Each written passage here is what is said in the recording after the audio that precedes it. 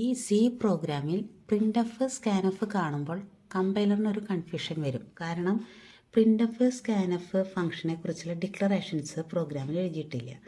ഈ print സ്കാൻഎഫ് ഫംഗ്ഷൻ്റെ declarations വെച്ചാൽ ഈ ഫംഗ്ഷൻ്റെ പേരെന്താണ്, റിട്ടേൺ ടൈപ്പ് എന്താണ് തുടങ്ങിയ കാര്യങ്ങൾ എഴുതിയിട്ടുള്ള ഒരു ഫയലാണ് standard input output header file. അത് സി ലൈബ്രറിയിലുണ്ട്.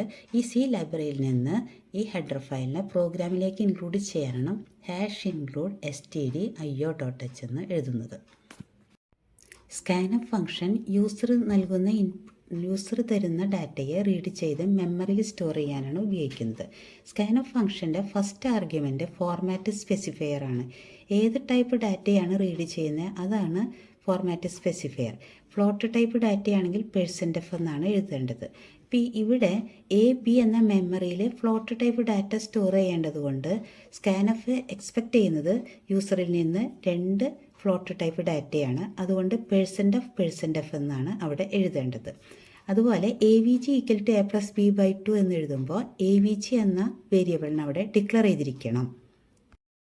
സി ലാംഗ്വേജിൽ ഏതെങ്കിലും വേരിയബിൾ യൂസ് ചെയ്യുന്നുണ്ടെങ്കിൽ അതിന് മുൻപായിട്ട് ആ വേരിയബിൾ ഡിക്ലെയർ ചെയ്തേണ്ടതാണ്. കാരണം ഡിക്ലെയർ ചെയ്യുമ്പോഴാണ് അങ്ങനെ ഒരു വേരിയബിൾ മെമ്മറിയിൽ ക്രിയേറ്റ് ആവുന്നത്. എന്ന് വെച്ചാൽ ആ ടൈപ്പിൽ ഒരു വേരിയബിൾ മെമ്മറിയിൽ ഫ്ലോട്ട് AVG എന്ന് ഡിക്ലെയർ ചെയ്താൽ ഫ്ലോട്ട് ടൈപ്പ് ഡാറ്റ സ്റ്റോർ ചെയ്യാൻ ആവശ്യമായ 4 ബൈറ്റ് സ്പേസ് അവിടെ റിസർവ് ചെയ്യുന്നു.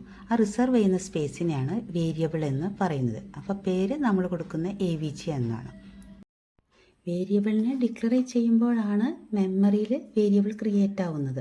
എന്ന് വെച്ചാൽ അത്രയും മെമ്മറി സ്പേസ് അവിടെ അലോക്കേറ്റ് ചെയ്യുക, റിസർവ് ചെയ്യുന്നത്. അതിനുശേഷം മാത്രമേ ആ വേരിയബിളിലേക്ക് നമ്മൾ വാല്യൂ അസൈൻ ചെയ്യാൻ പാടുള്ളൂ. അപ്പം വേരിയബിൾ യൂസ് ചെയ്യുന്നുണ്ടെങ്കിൽ അതിന് മുൻപായിട്ട് വേരിയബിളിനെ ഡിക്ലെയർ ചെയ്തിരിക്കണം.